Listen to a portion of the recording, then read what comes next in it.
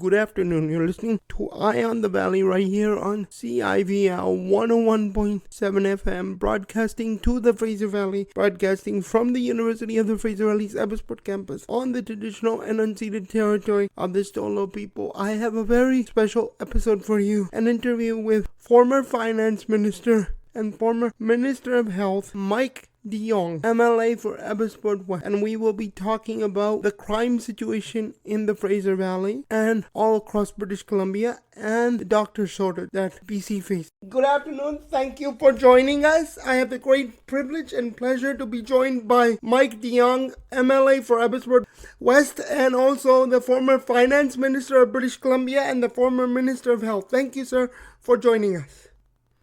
Sir always a pleasure to be on the program. Thanks for having me. My very first question for you is about crime in British Columbia. As you know, we have been seeing an uptick in crime in the Fraser Valley and also across British Columbia. What role do you think repeat offenders are playing in the uptick?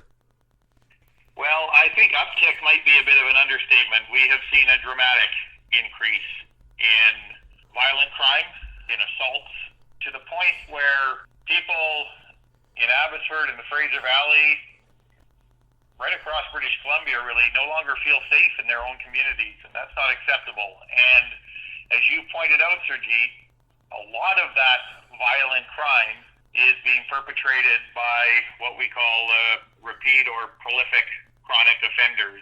And that is where I think the government, the former Attorney General, now Premier Evie, have failed British Columbians dramatically.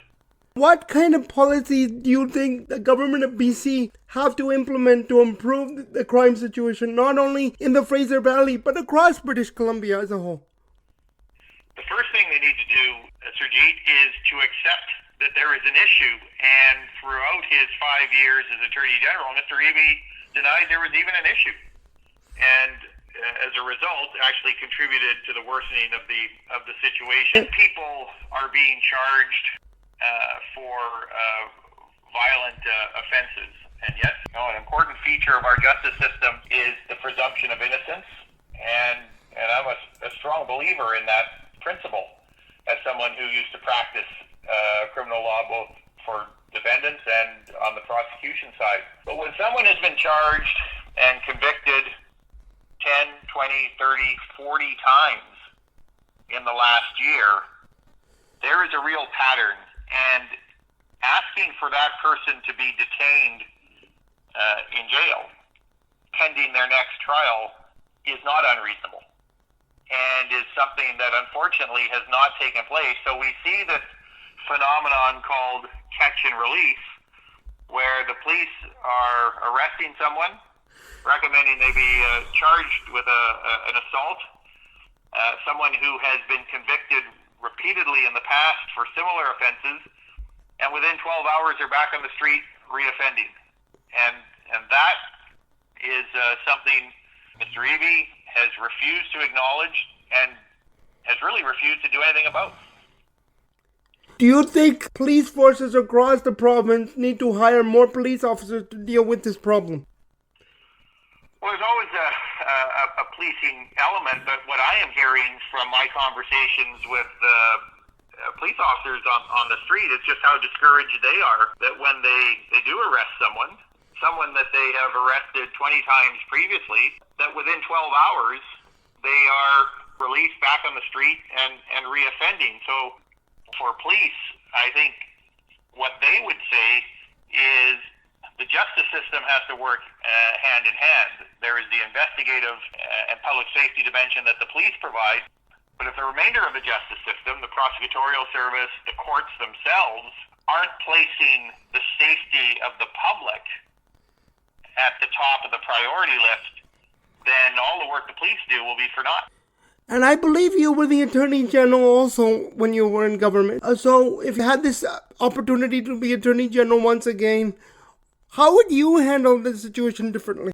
Well, first and foremost, what I told then Attorney General Evie back in the spring, some 7, 8, 9 months ago, is the Attorney General has the authority to issue formal directives to the prosecutorial service. Not necessarily with respect to individual cases, but with respect to particular types of cases.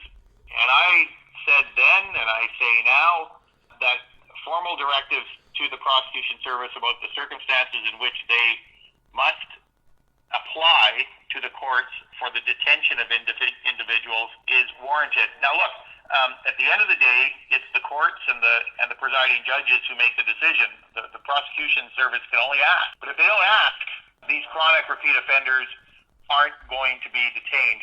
And I'm going to say one other thing, Surjit, because sometimes I frequently hear people like Mr. Eby, who's now the Premier of the province, not an insignificant role that he plays, talk about the linkage between substance abuse and mental illness and criminal behavior. And there is undoubtedly an element of that. But there are also people out there, Surjit, who are bad people. And it has nothing to do with mental illness or substance abuse. There are people out there who are chronic offenders who have chosen purposely to lead a life of crime. They don't want to work. They don't want to draw a paycheck like regular folks do. And there aren't a lot of those people, but there are people like that. And quite frankly, after they have demonstrated for the 10th, 20th, 30th time that they refuse to live by the rules of society, they need to be locked up. And another problem British Columbia is facing right now, and you know that, being in Victoria and asking questions of the government, is the doctor shortage across British Columbia, and not only in the Fraser Valley, but across British Columbia. How would you deal with it differently if you guys were in power? A couple of things. First of all, when you have a shortage, you need to train and recruit more. And I guess it's over a dozen years ago now, more than a dozen years ago, the government that I was part of doubled the number of medical school spaces in British Columbia. Now, it probably needs to be doubled again, but for 5 years, the present government, the present health minister have talked about it, talked about the problem. They haven't done anything to fix it. Now we hear they may finally get around to opening an additional medical school, but that is still years down the way. Why they didn't do that sooner is beyond me. The other thing we can do is expedite the credentialing of foreign trained physicians who come from some of the best schools in the world, and yet it is almost impossible for them to acquire the credentials they need to practice medicine here in Canada and here in British Columbia. And there's no excuse for that, and it's something that needs to be fixed. The government just recently announced a new medical school to be opened in the SFU campus in Surrey. Do you think there needs to be more schools that need to be considered to be open, especially here in the Fraser Valley? Look, I don't know why it took them 5 years to figure out that we need more medical training capacity. And of course, this is a government, this NDP government, has been very good at announcements and very short on delivery. So, unfortunately, with this announcement, I think we're still 10 years away from the first graduates of that SFU medical school actually practicing medicine. That's how long this is likely to take, which is why, by the way, I believe we should be in the short term addressing the situation with internationally trained medical folks, so foreign trained doctors, and a lot of British Columbians, by the way, and Canadians that go abroad to schools in the UK and Europe and the United States and elsewhere and get trained and want to come back here and practice medicine in Canada and in British Columbia, and are blocked from doing so. So that is a shorter term solution. And yeah, we've always got to look at, we've always got to ensure that our medical training spaces, including residencies, by the way, because that's a big part of the equation as well, is keeping up with the demands of our population. There are 1 million British Columbians who don't have a family doctor, Surjit, and that's unacceptable. If I could ask you a question about the Fraser Valley flooding that we had last year. We celebrated the 1 year anniversary. We didn't celebrate it, but we had the first year anniversary of the Fraser Valley flooding in November, and some farmers are still waiting for compensation. What should the government do to better address that situation?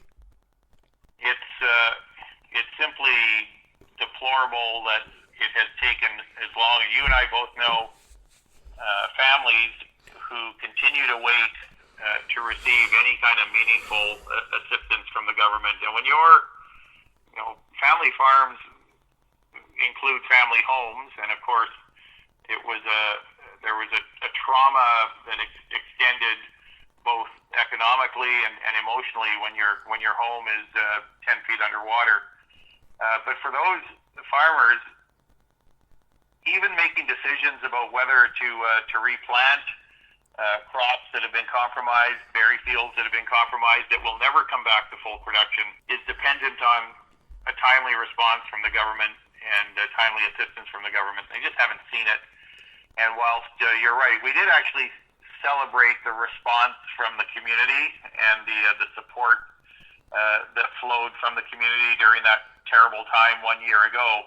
We are certainly not celebrating the failed response from governments to providing people with timely support and assistance.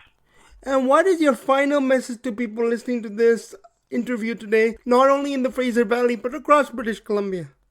Surjit, it's, I guess, a feature of being an opposition MLA to focus on criticism and negativity and what's going wrong. But as the snow falls here in Abbotsford, as it is probably falling across most of the province, I hope people will take a moment over the course of the holiday season that we're heading into to consider just how fortunate we are. And for all of the problems we face, all of the challenges that confront us, I can't think of a better place to be. Take some time, celebrate your family, your loved ones, and have a very Merry Christmas. Thank you so much, sir. I know you guys are so busy in the legislature right now, so thank you for taking the time out of your very busy schedule. Thanks for this, Surjit. Thank you. Thank you for listening to Eye on the Valley. Join me again next week right here on CIVL 101.7 FM as I have another great episode for you.